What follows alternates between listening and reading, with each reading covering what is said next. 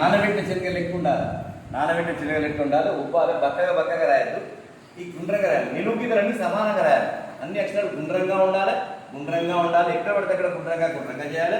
రెండవది నిలువు గీతలన్నీ సమానంగా చేయాలి. నిలువు గీతలన్నీ సమానంగా స్ట్రేట్గా రాయాలి. వంకరటింకర రాయాలి. మూడవది శిరోరేఖ పదానికి అటుకొద్దిగా ఇటుకొద్దిగా రావాలి. ఇటుకొద్దిగా రావాలి.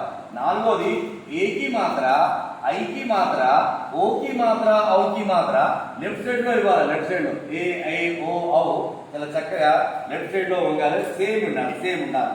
ఇవి అన్ని కూడా. తర్వాత ఈకి మాత్ర అన్ని గుడిసె వేసినట్టు ఉండాలి. సేమ్ సైజులో ఉండాలి. 5 పాయింట్ల మీద దృష్టి పెట్టి అద్భుతంగా రాయాలి. సేమ్ డబుల్ కాపీలో ప్రాక్టీస్ చేయాలి. తెలుగు లెక్క यह है भारत देश हमारा, आओ इसका प्यार मान करें.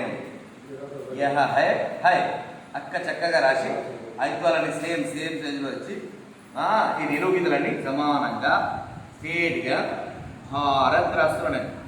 భారత్